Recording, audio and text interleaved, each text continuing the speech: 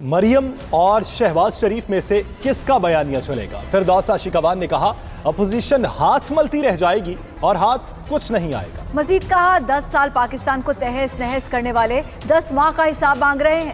حکومت کا production order سے کوئی لینا دینا نہیں۔ نومولود سیاسی قیادت حکومت کو کیا چیلنج دے گی؟